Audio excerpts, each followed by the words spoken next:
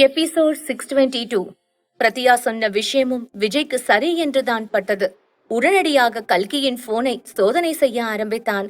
கல்கியின் phone password போட்டால்தான் திறக்கும் என்னும் நிலைமையில் இருந்தது. அதை கண்ட விஜயும் பிரதியாவும் சற்று தயங்கினார்கள்.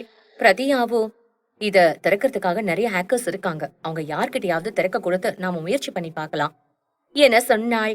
விஜயோ அதை கேட்காமல் அவனுக்கு தெரிந்த ஏதோ ஒரு பாஸ்வேர்டை போட ஆரம்பித்தான். அதை கண்ட பிரதியாவோ, அண்ணா, உனக்கு அண்ணியோட போன் பாஸ்வேர்ட் தெரியுமா என அதிர்ச்சியாக கேட்டாள். ஏனெனில் இது போன்ற சில விஷயங்களில் தனது அண்ணன் கல்கிக்கு சுதந்திரத்தை கொடுத்திருப்பான் என நினைத்திருந்தாள். ஆனால் அதற்கு முற்றிலும் மாறாக அவன் செயல்படுவது போல் இவளுக்கு தோன்றியது. அதற்கு விஜயோ, எனக்கு பாஸ்வேர்ட் சுத்தமா தெரியாது, ஆனா கல்கி எதை பாஸ்வேர்டா வச்சிருப்பான்னு எனக்கு கொஞ்சம் ஐடியா இருக்கு என்றபடி சில எழுத்துக்களை அந்த பாஸ்வேர்டாக போட்டான். ஆனாலும் அது திறக்கவில்லை. முதல் முயற்சி தோல்வியடைந்தது. விஜய் அதை பற்றி சிறிதும் கூட கவலைப்படாமல் இரண்டாவது முயற்சியாக சில புதிய எழுத்துக்களை போட்டான். அந்த முயற்சியும் தோல்வியில் முடிய பிரதியா அதிர்ச்சியாக பேச ஆரம்பித்தாள். அண்ணா, இது விளையாட்டு விஷயம் இல்ல. ஹேக்கர்ஸ் கிட்ட கொடுத்தா இதை நிச்சயமா திறந்து கொடுத்துருவாங்க. ஆனா இந்த மாதிரி 3 தடவை நீ தப்பா போட்டா விஷயம் ரொம்ப பிரச்சனையாகும். அதுக்கப்புறமா இதை திறக்கிறதுக்கு முடியாமலேயே போனாலும் போயிரும் என சொன்னாள். விஜயோ, அந்த அளவுக்கெல்லாம் போகாது, என்னால இதை நிச்சயமா திறக்க முடியும் என சொல்லிவிட்டு மீண்டும் முயற்சி செய்ய ஆரம்பித்தான். பிரத்யாவிற்கு எரிச்சல் தான் அதிகமாக வர தொடங்கியது. விஜய் எதுக்காக நாம சொல்றத கொஞ்சம் கூட கேட்காம இப்படி பண்ணிட்டு இருக்கான்?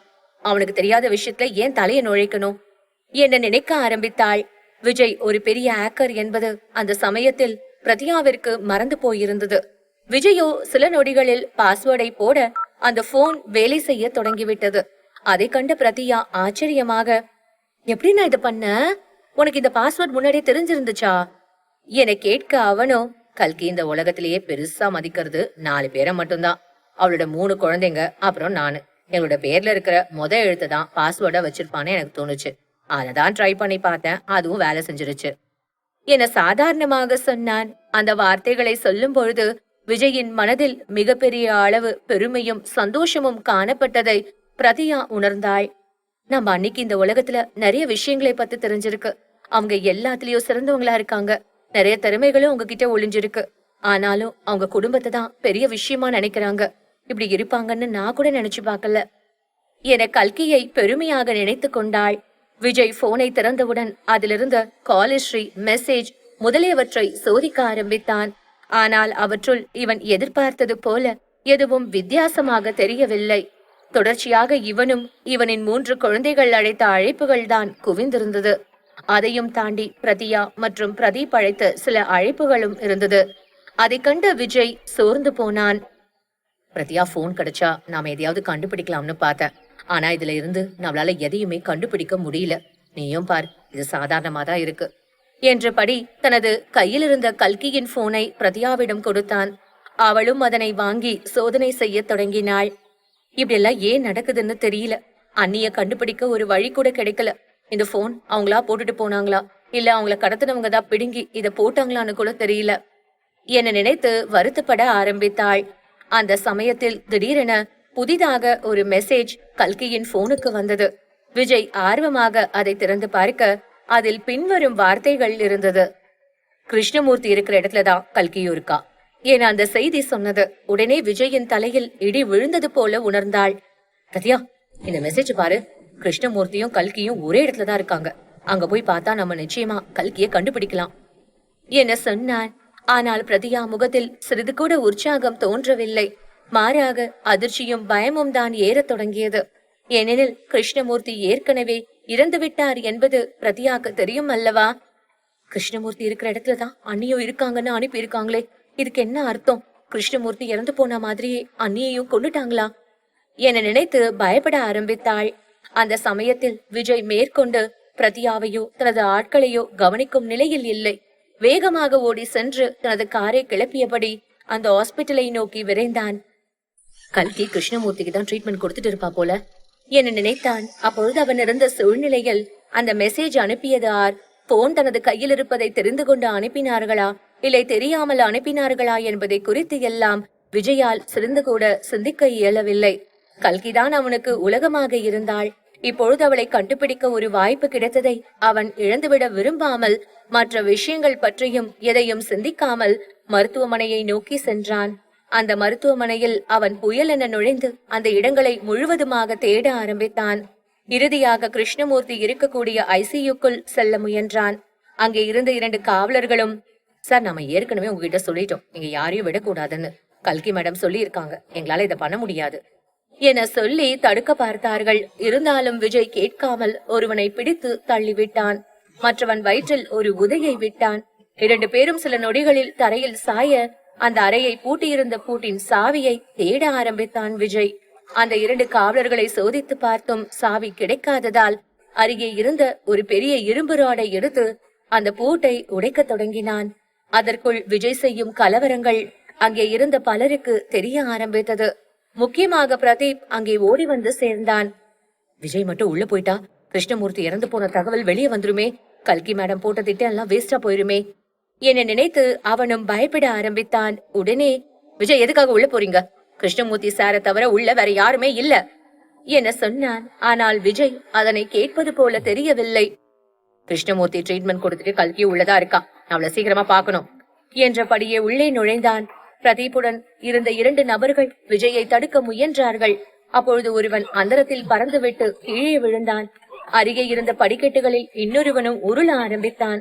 விஜய் இப்பொழுது ஏறத்தாழ வெறி பிடித்த மனநிலையில் தான் இருந்தான். அவனை யாராலும் தடுக்க முடியாது என பிரதீப்பிற்கு புரிய, சரி வாங்க உள்ள போய் பார்க்கலாம் என்றபடியே வேகமாக விஜயுடன் சேர்ந்து அவனும் உள்ளே நுழைந்தான். நுழைந்த அடுத்த நொடி உள்பக்கமாக அந்த கதவை பூட்டிவிட்டான். விஜய் அந்த அறையை அவசரமாக சோதிக்க ஆரம்பித்தான். ஆனால் இவன் எதிர்பார்த்ததற்கு முற்றிலும் மாறாக அந்த அறை வெறுமையாக இருந்தது. அந்த அறையில் விளக்குகள் எரிந்து கொண்டும் வழக்கமாக ஐசியூவில் இருக்கக்கூடிய கருவிகளும் படுக்கைகளும் இருந்தாலும் கிருஷ்ணமூர்த்தியை காணவில்லை. கல்கியும் அந்த இடத்தில் இருப்பதற்கான சுவடுகள் அறவே தெரியவில்லை. சில நொடிகள் அவசரமாக தேடி பார்த்து விட்டு பின்னர் பிரதீப்பை பார்த்த விஜய் கத்த ஆரம்பித்தான். என்ன நடக்குதுங்க? கிருஷ்ணமூர்த்தி எங்க போனாரு? கல்கியும் காணோமே, 2 பேருக்கு என்ன ஆச்சு என அவசரமாக கேள்விகளை அடுக்கினான். இனிமேலும் விஜயிடம் உண்மையை மறைப்பதில் எந்த அர்த்தமும் இல்லை என்பது பிரதீப்பிற்கு நன்றாக புரிந்தது. தான் உண்மையை சொல்லாமல் விஜய் அடங்க மாட்டான் என்றும் தெரிந்தது. ஆகவே தனது மனதை தைரியப்படுத்திக் கொண்டு கிருஷ்ணமூர்த்தி சம்பந்தமான விஷயங்களை பேச ஆரம்பித்தான். விஜய், நான் உங்ககிட்ட ஒரு முக்கியமான விஷயத்த சொல்லணும். கிருஷ்ணமூர்த்தி இப்ப நம்ம கூட இல்ல, அவரு இறந்து போயிட்டாரு என சொல்ல விஜயின் தலையில் ஒரே நேரத்தில் 7 இடிகள் விழுந்தது போல உணர்ந்தான். என்ன சொல்ற? கிருஷ்ணமூர்த்திக்கு அப்படி என்ன ஆச்சு? அவர் இறந்துட்டாரா என கத்த ஆரம்பித்தான். அதற்கு பிரதீப், கிருஷ்ணமூர்த்திக்கு நடந்தது ரொம்ப மோசமான ஆக்சிடென்ட். கல்கி மேடமும் அவரை காப்பாத்த எவ்வளவோ முயற்சி பண்ணி பார்த்தாங்க. ஆனா எதுவுமே வேலைக்கு ஆகல. அவரோட கழுத்துல இருந்த கம்பிய அவங்க ரொம்ப திறமையா வெளியே எடுத்துட்டாங்க. ஆனாலும் அவருக்கு சுயநினைவு திரும்பவே இல்ல, அப்படியே இறந்து போயிட்டாரு என சொன்னான். இதை கேட்ட விஜய்க்கு மீண்டும் அதிர்ச்சி அதிகரிக்க தொடங்கியது. யார் இதை பண்ணது? இதுக்கெல்லாம் யார் காரணம்? எதுக்காக அவங்க கிருஷ்ணமூர்த்திய கொல்லணும் என கோபத்தில் வரிசையாக கத்தினான். அதற்கு பிரதீப்போ, அதுதான் எங்களுக்கும் தெரியல. இதுக்கு பின்னாடி யாரோட சதியோ இருக்குன்னு மேடம் கண்டுபிடிச்சிட்டாங்க. அத முழுசா தெரிஞ்சுக்கதான் அவங்க இது எல்லாத்தையும் பண்ணிட்டு இருக்காங்க. கிருஷ்ணமூர்த்தி உயிரோட இருக்காருன்னு எல்லாரையும் நம்ப வைக்க சொன்னதும் அவங்கதான். அந்த வேலையை தான் நாங்களும் பாத்துட்டு இருக்கோம் என சொன்னான். விஜய்க்கு இப்பொழுதுதான் கல்கியின் நிலைமை தெளிவாக புரிந்தது. கல்கி தன்னோட அண்ணனை கொன்னது யாருன்னு கண்டுபிடிக்கிறதுக்கு தான் இப்படி எல்லாத்தையும் செஞ்சுட்டு இருக்கா. அதனாலதான் அவளையும் யாரோ கடத்தி இருக்கணும். இப்போ கிருஷ்ணமூர்த்தி இருக்கிற இடத்துலதான் கல்கி இருக்கான்னு சொல்றாங்க. ஒருவேளை அவளை கொலை பண்ண முயற்சி பண்றாங்களா என நினைத்தான். அந்த நினைவு மனதில் ஓடியவுடன் விஜய் அருகில் இருந்த டேபிளில் ஓங்கி ஒரு அடி போட்டான். அந்த டேபிள் சுக்கு நூறாக உடைந்து சிதறியது. அதை கண்ட பிரதீப்பின் மனம் கூட நடுங்க ஆரம்பித்தது. இந்த மாதிரி பண்றவங்கள நான் சும்மா விட மாட்டேன். நிச்சயமா அவங்கள இருந்த இடம் தெரியாம அழிச்சிடுவேன் என கத்தினான். பிரதீப்பும், கண்டிப்பா நீங்க அதை பண்ணணும். அதுக்கு எந்த உதவி தேவைப்பட்டாலும் என்கிட்ட கேளுங்க, பண்றதுக்கு தயாரா இருக்கேன். ஆனா இங்க இருக்கிற நிலைமை வெளியே யாருக்கும் தெரிய வேண்டாம். அப்படி தெரிஞ்சா தேவையில்லாத பிரச்சனை தான் வரும். அதையும் தாண்டி ஒரு முக்கியமான பிரச்சனை கண்டிப்பா வரும் என சொன்னான். விஜயோ, அது என்ன பிரச்சனை என கேட்க அவன் சற்று விளக்கமாக பேச ஆரம்பித்தான். இப்ப தனிஷ்கா மேடம் கர்ப்பமா இருக்காங்க. அந்த நேரத்துல கிருஷ்ணமூர்த்தி இறந்து போயிட்டாருன்னு தெரிஞ்சா அவங்க அப்படியே உடைஞ்சு போயிடுவாங்க. வயித்துல வளர்ற அவங்க குழந்தையோட உயிருக்கும் ஆபத்து வந்துரும். இது எல்லாத்தையும் மனசுல வச்சுதான் கல்கி மேடம் இப்படி பண்ணியிருப்பாங்க என சொல்லி முடித்தான். இப்பொழுது விஜய்க்கு அனைத்தும் தெளிவாக புரிந்துவிட்டது. கல்கி இந்த குழப்பமான விஷயத்த ரொம்ப நல்லாவே பிளான் பண்ணி டீல் பண்ண பாத்திருக்கா. அதுல அவ காணாம போனதுதான் இப்ப பிரச்சனை. சீக்கிரமா நாம் அவளை கண்டுபிடிக்கணும் என நினைத்து கொள்ள தொடங்கினான். இறுதியாக பிரதீப்பை பார்த்து கூட அவன் சில விஷயங்களை சொன்னான். இந்த விஷயத்துல நீ கவலைப்படுறதுக்கு எந்த அர்த்தமும் இல்ல. ஏன்னா இந்த ரகசியத்தை வெளியே சொல்ல மாட்டேன். அது மட்டும் இல்லாம கிருஷ்ணமூர்த்தியோட சாவுக்கு யார் காரணமோ அவங்களையும் நிச்சயமா அழிச்சே தீருவேன் என்றான்.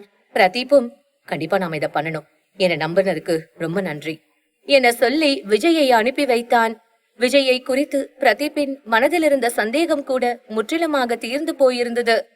நாம தான் விஜயை பத்தி தப்பா நினைச்சிருக்கோம். அவருக்கும் இந்த பிரச்சனைக்கும் எந்த சம்பந்தமும் கிடையாது என நினைத்துக் கொள்ள தொடங்கினான். விஜய் அதற்கு அடுத்து என்ன செய்வது என்று தெரியாமல் குழப்பமாக மருத்துவமனையை விட்டு வெளியே வந்தான். ஏறத்தாழ இதே நேரத்தில்தான் கல்கிக்கு சுயநினைவு திரும்பியது. அவள் மெதுவாக கண்களை திறந்தாள்.